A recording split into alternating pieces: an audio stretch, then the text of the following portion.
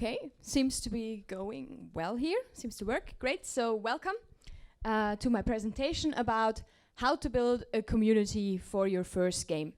So I'm trying to have it on a basic level so that even everybody who is now maybe making a prototype and has not really thought much about marketing and these things can follow, but there will also be some details that are maybe interesting for studios who are already doing their second or third game. So really quick introduction. My name is Philomena. I'm from Stray Fawn Studio. We're a small indie studio located in Zurich, Switzerland. We're currently 7-ish people. It always changes a bit depending on the project. And we released 2 games so far. This was our first game called Niche, a genetic survival game, which will be used mostly as an example right now. And just about a month ago, we released our second game on early access, which is Nimbatus. We make procedurally generated simulation games, and we basically, this is a game that my business partner wanted to make for a long time, and this is the game I always wanted to make. So we really try to look at things we want to do ourselves, and we do self-publishing. So, and also, what maybe qualifies me to tell you a bit about this is I wrote my master thesis at university about community building for indie developers, so I tried to help a couple development teams to get the community up and running. If you want to read that, you can do so on my website. So first, you should always ask the question, why? Why should I care? Why should I do this? So this is also where we're going to start now. Why should you try this community building stuff that everybody seems to be talking about that kind of sounds like a neat idea, but is it really? So for us, these are the 3 main factors of why community building is a nice thing to do. First of all, you get constant feedback to improve your game. You don't need to build up or bring in a QA team or whatever. You just have your players and you give them a new version and they can tell you right away if they like it or not. Also, many of you are maybe solo developers or in a small team. And I have also been there. At the beginning, I worked on my game alone, and I know it can be very frustrating when you've been trying to fix that bug for a week, whatever, it's not really going as fast as it should. And then if you have even just a couple of people, if you have 5 people that really enjoy your game and tell you that they like that you're trying to actually improve this thing, then it can be really motivating and keep you from just jumping on to the next idea. And also it has a lot of marketing benefits, which I will talk about during multiple times in the talk. So this is where it started off for me. I had this little prototype of this little weird game where you basically have a group of animals and you drag and drop them around on the field and they make little squeaky noises, and when you put a male next to a female, they will mate and produce the next generation, and it's basically about genetics. So I had this thing and I didn't really know if anybody besides me cared. So I just thought I'd go ahead and open up a little Facebook group and see if actually anybody out there was willing to listen to me. And over time, just really a few people, 10 or so people, gathered in there and really started to give me feedback, said how far they had gotten in the game, what they didn't understand. And this really motivated me a lot. And just a few weeks later, people also started to make like little fan arts, and whenever one of those happened, my day was already made. Didn't matter how many bugs I would find on that day, because this made me so happy that people actually cared. And then a bit later on, they even started to make like suggestions what I could add next. And if a lot of people agreed that something would be cool, I tried to actually implement it. And then a little while later, while we slowly built up this group, we decided to see if we can also try and make some money from this so we can invest more time into the development. And this actually worked out. So just starting from this small group, we then had a Kickstarter that raised $74,000. And we basically, with that money, we just kept iterating, kept talking to people. And this is what allowed me to actually turn my little weird prototype into a finished game, which looks like this now, with a team. And that has sold now over 100,000 copies on Steam. So this wouldn't really have been possible without this community building and without all the people to support me. And hopefully you think that sounds cool, and now you ask yourself, okay, so how do I get there? So if you were at Peter's from Landfall, or if you were at his talk before, he talked about how the game needs to be marketable. And I agree with him. If you make a game that you don't really believe in yourself, that you don't see the value in, then probably other people won't either. So you should, when you start with the concept, you should already ask yourself, what are your game's hooks? What is special about this? And when I made this genetics game, I thought, okay, I want to appeal to people who are actually interested in genetics and biology. Also maybe outside of games, so maybe it can even be used in a biology class, which it is now. And I wanted to make something with cute animals, because that could be something that might appeal to people, and also it very much appealed to myself. And at the time we started the game, the whole survival roguelike genre was very popular, so I thought maybe we can jump on that bandwagon. By the time it was released, there were already tons of other games, so that hook was like coming in way too late and didn't work out, but the first two definitely did. And then you always need to ask yourself already the concept, what has this game to offer? Is it better than similar games? If I make another RimWorld, will it really be better than the original RimWorld? Or can it be something really special, unique and innovative somebody has not seen? And if you cannot answer this question with at least one or B, or even best would be both of them, then you probably should reconsider. And also you should think about who is going to play this game. So either you should really, really know your target audience well. Let's say you make, for example, a game for your son and you know exactly what he loves in games and you constantly playtest it with him and listen to him. Or basically be your own target audience. So this is what we do in our studio. We think we cannot really make games that anybody else loves. We don't know what they want. But we can make games that we love, and we can try to find people that love the same things that we love. That makes it a lot easier to us to think what our users would actually like in the game. And then while you're developing it and in the concept phase, you should also constantly ask yourself, if this was not my game, would I actually play or buy this? If you just show it to an unrelated person, would they actually want to have this? And if no, yeah, you should probably also head back to the drawing board. But if you think you have a concept or a prototype that fulfills all these steps, then it's time to ask where these people are that should actually be caring about my game, because it's cool, right? And one first thing you can do is going to events and meetups, which you're doing right now. There are some people showing their games on the show floor. You can just start off by going to local events. You don't have to start traveling to America or whatever. You can stay at local events, see if people like it, talk to them. And while you're doing that, do me a big favor and please just print yourselves one of those emails, sign-up lists, because I keep walking around and not a lot of indies do this. And the problem is people that played your game will never ever hear from you again. They will not magically know that your game has been released, but if you have their email address, you can actually contact them again. And then you just put it into a program, let's say Mailchimp or something else, so you have that list ready to go at the point in time you actually will need it. Also, if you're not super sure about your target audience, which was the case for me, then it's also good to go to events, because I thought, yeah, this genetics game, this is something I like. And who else? Maybe there's a couple other people like me, but it seems to also be mostly appealing to like 12-year-old girls. And that is something that greatly influences how you make the game and how complex it will be. But luckily, going to conferences showed me that there are also some other guys around who like this kind of game. And this gave me the confidence to also make it more complex and have it appeal more to an adult audience as well. Another thing you can do is there are already lots of communities in place that are similar to yours. So for example, with my game, this is a children's book series, and I was inspired to it, took some aspects of it also into the game. And then I just reached out to the author. It's quite popular, especially in Great Britain. And I asked her, yeah, could you maybe give me a shout out on social media? And she actually did. In her newsletter and on her social media, she told people, hey, this is a game, it's inspired by our books. And suddenly I had lots of teenage girls hanging about and knowing about the game and wanting to ask questions. Another thing, of course, that most of developers do is posting on social media. There are lots of sites where you can post videos, GIFs, and screenshots or development insights. I think there's plenty of resources you find about this topic.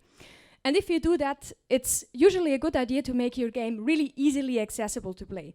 So with this very first prototype of the biology game, I basically just had a browser version. In the end, it was a desktop premium game, but at this point it was pretty easy to do a web build because we used Unity, and this really, you just click and then you're playing it. You don't have to download anything, and that made it very easy for people to get into it. And then there was another button linking to the Facebook group, so you were very quick from seeing a screenshot to being in the game to joining the community. For our second game, we took a bit of a or a different approach, where when you wanted to download the demo, you actually had to fill in your email address, and then it would automatically send you the download link. That way you actually get the email address of everybody who has downloaded the demo, and you can reach out to them again. That was very helpful for our Kickstarter campaign. Okay, so now you have a bunch of interested teenage girls and other people that you found all around the internet and at conferences. And now the question is, where do you bring them?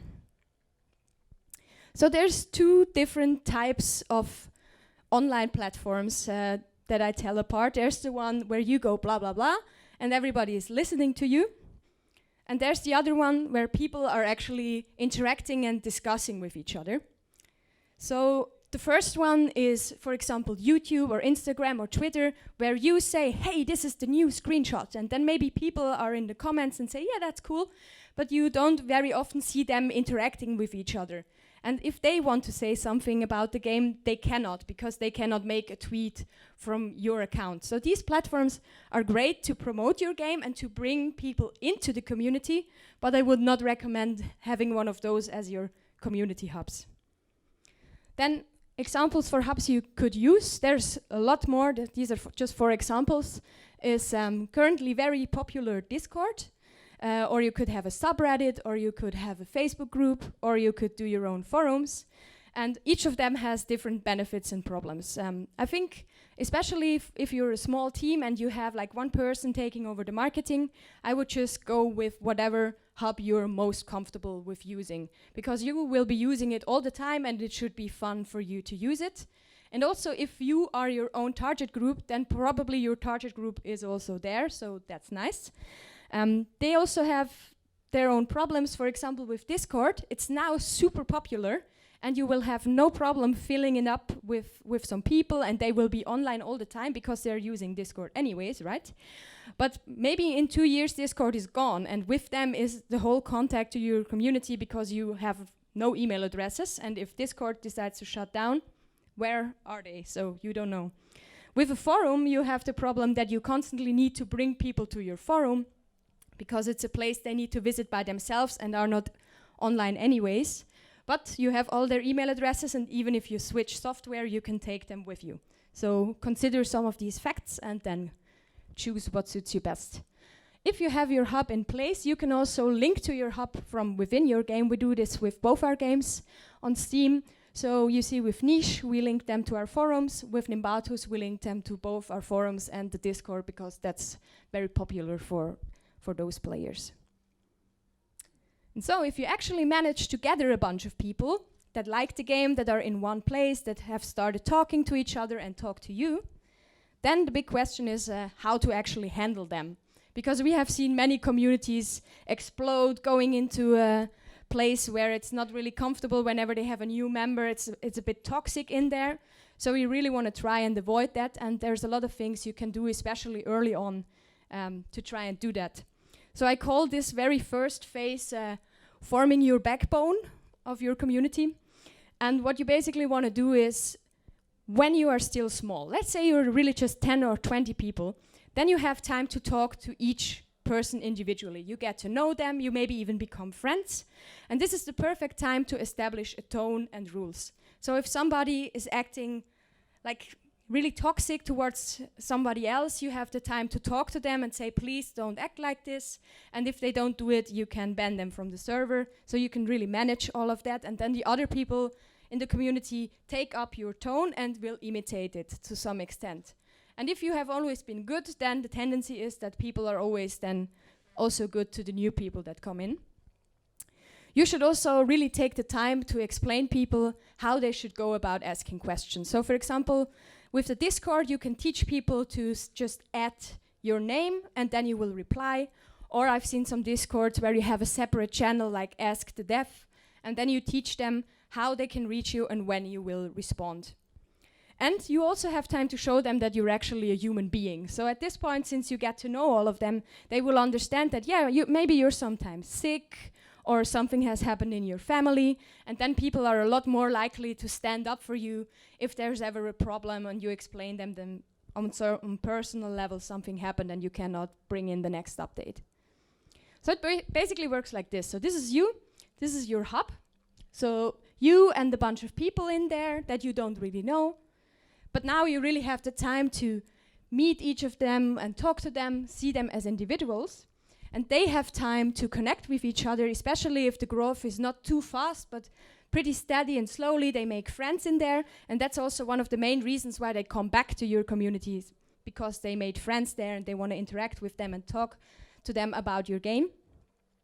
And over time, if all of this goes well and it keeps growing, there will be automatically new hubs. So somebody just opened a subreddit or somebody opened the Discord or whatever, and you will certainly not have time to be there all the time. So you will be lucky to have these individuals that you actually know, that already know how you like to communicate with other people, and they will usually jump in and take on key roles, become moderators basically. Yeah, over time you will definitely need moderators, so it's already good from the beginning. You look out for people who are nice to each other, who are answering questions well, and you make them moderators early. That's also when you see a lot of hubs popping up, that's also the time when you probably have to decide on one place where you're actually going to be. We all have limited amount of resource and time. So for us, we for example decided that we will be available in our forums pretty much all the time. And on all the other hubs, we just did a little pinned post and said, we come here sometimes, look at stuff, but if you actually want to reach us, come here. And if you do that and people understand, it will also prevent them from saying stuff like, oh, the devs are super not active, or whatever. Before we did that with the pinned post and letting everyone know where we actually are, people thought like we're just not replying to them. But you just have to be very clear where you are actually active. And another problem that we had is that we could not really respond anymore to all the feedback. So we had like huge emails from lots of people who told us what we should add to the game. And we were like, oh, we can never read all of this. It's just too much. And then we decided to just basically do the same thing that Reddit does in our own forums. Now when I have a request for features, I tell them, thanks a lot. If you want them to be considered to be implemented, please go to the forums, post them there, and the ones that get the most upvotes are considered for implementation. So you save a lot of time there. But still try to read some of it sometimes if you have to change. If you have the time, people are really happy about that. So now that we have the people and they're actually kind of nice to each other most of the time, what can you do? So we saw one of the examples already. You can try and do fundraising with them. We did this for both our projects with about the same result. And we will keep doing it also for our third project, because it's not only a good way to raise money, but also a great way to test your marketing approach, how you talk about your game, and also to expand your community. There's also Patreon. We have never done this before, but if you want to have good examples, look at Ooblets and Forager, and of course at Dwarf Fortress, who has been financing its development since years with only Patreon. You could also ask your community to do localization for you. That's what we did. We basically just have one big Google sheet where we invite people, and they translated the game to 6 languages on a pretty good level. And it's nice because they correct each other and they really understand what the game is about. So if you work with a translation firm, you sometimes have the problem that they don't understand the context, and then the translation can be a bit off because of that. But maybe the quality will be higher. People also really like doing fan art, and that's not only good for motivation, but it also generates social media content. So at least for this game, I will probably never run out of stuff to post because people are constantly giving me new material. And with our other game, we also constantly do little competitions where we tell people, for example, to build a drone that can walk. And they do very cool GIFs, and we can then in turn use these GIFs on Twitter and Imager to bring in new players because they think their creations look interesting. My very, very favorite example of when you really see that you're well connected with your community is this. So when we launched the game, we did the math and we saw, okay, if we don't manage to ship at least 50,000 copies, there will be no more updates. And we just planned out, told this to the community, people, no 50,000 units, no more updates. And they were, no, but we want updates. We want you to add X and Y and this and this. And then we said, yeah, you can help us if we want to sell 50,000 copies. And we just made them a little list of stuff they can do. And they sent out lots of emails to their favorite YouTubers. We had some really big streamers covering the game only because a lot of their viewers told them to please play this game. They wrote reviews, they shared on Twitter and Facebook and whatever. And without them, I'm really, really, really sure we would not have achieved this goal. And if you think this is a cool place to be, I think you can all do it. And I wish you the best of luck. Thank you.